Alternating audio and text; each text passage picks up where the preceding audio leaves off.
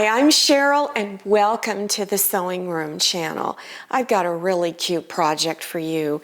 It's how to make a butterfly applique out of fabric. I have a really simple method to draw a quick and easy pattern. You'll be surprised how easy it is. You can use this butterfly pattern on just about anything you make, a tote bag, table runners, placemats, and like I did on this cute little pot holder. So let's get started. So let me show you how to draw this really simple butterfly pattern. Now here's the overall pattern. It's approximately a 6-inch square. So that's what you're going to do. You're going to start out with a square and draw a whole bunch of circles. For the body, you're just drawing a long tube. So let's break it down layer by layer. Now, here is how you make the tube. So let's focus up here.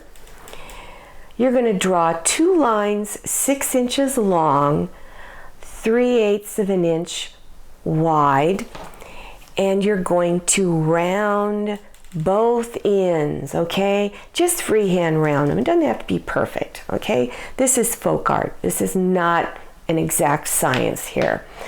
Now, for the body, the butterfly wings, you're going to start out by drawing a 6-inch circle. Then you're going to draw 2 more lines in the middle. So at the 3-inch mark, you're going to draw a line straight down, and then over here at the 3-inch, the center, you're going to draw it straight across. Now you're going to start drawing your circles. You're going to draw 2 circles up here that are 3 inches in diameter and 2 that are 2 inches in diameter. Now the circle templates that I'm using, I've had these for 20 years and they still look pretty good. They're a little beat up, but they still work. You can purchase this. It's in a package of, I think there's 5 sizes in the package. You can purchase them in a fabric store, craft stores, and even on the internet. Or draw your own circles if you're good at doing circles. All right, so take your 3-inch circle and you're going to just push it right up against the 2 inside straight lines until it touches. Then go ahead and trace around the circle. Go over here and do the same thing. Trace around it. Now for the lower one, you're going to take your 2-inch circle and do the same thing, and then over here, trace around it. Easy. Okay, now you're going to make sure you draw all of this onto cardstock, thin cardboard. Look for some thin cardboard in your house, or you can purchase thin sheets of cardstock, supermarkets, drugstores, discount stores. It's everywhere. Office supply stores, or tear those cereal boxes apart. That's also a nice choice too. So then cut it out after you've drawn it. Cut on the curved lines. So let me show you how to make the smaller butterfly. Now remember, the first square was 6 inches. Now you're going to do a 4-inch square. At the 2-inch mark, draw a line, and another 2-inch mark over here, and draw a line. Now you're going to take your 2-inch circle and trace around it. Do the same thing. Push it into where it touches those sides. Draw around it. Now take your little itty bitty 1-inch circle. Do the same thing. And then over here. Then after you've traced it, cut this one out on the curved lines only, not on your straight lines. And when you're done, you're going to have 3 templates here. So here's the larger wings, here's the next one, and then here is the body of the butterfly. Really easy, and you can use these templates over and over again to make multiple butterflies in a bunch of different colors if you want. So now you want to take your 2-sided fusible web. It comes in sheets of about 9 inches by 12. It's got 2 layers of paper. One side is plain. The other side has grid lines on it. These little thin grid lines. And in between those 2 layers is a thin layer of paper. So you're going to take your templates, all 3 pieces, and trace them out. Trace all 3 and just draw around your template, and there you go. So draw all 3 onto the fusible web. Then you're going to cut it out of your sheet. Remember, I said it comes in a large sheet. But when you cut it out, you want to leave about 1/4 of an inch. Doesn't need to be exact. You can see how choppy it is. But just make sure you've got a little bit extending out past your drawn lines. Now you're going to be taking the paper off of the back, and I'll show you how to do that in a moment. Now, here is my fabric that I'm going to put this butterfly on. This is the front side. Then this is the back side. You're going to put your traced picture here on the back side of your fabric. But before you can do that, remove the thin paper on the back. If you're having a hard time getting it to lift up, take a straight pin and score it. That'll tear the paper a little bit. Then bend it and then pull this paper off. Make sure that the glue isn't sticking to this waxy paper. And this is tacky there, so I know that the glue is still on that grid line paper. Remove all this off, then lay it down on top of the back side of your fabric and finger press it real good.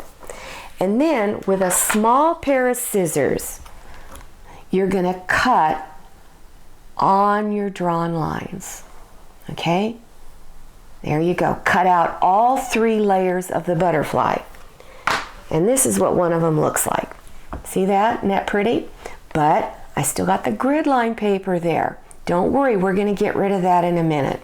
So, take your background fabric. Now, if you're going to make the pot holder like I did, I recommend you cut out an 8-inch square of fabric. And I'm putting it on the diagonal because I eventually want to make it a hanging pot holder like the first one you saw in the video. And I'll show that again to you in a moment. So if you want to do it that way, place it on the diagonal.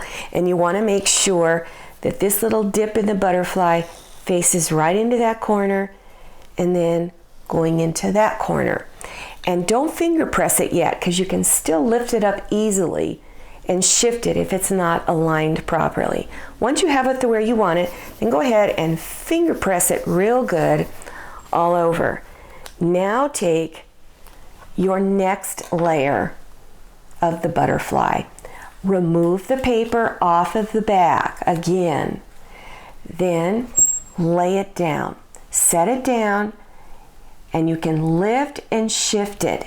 And how you want to line it up is take this little dip and point it towards that one and here, and then try to center it across here if you can.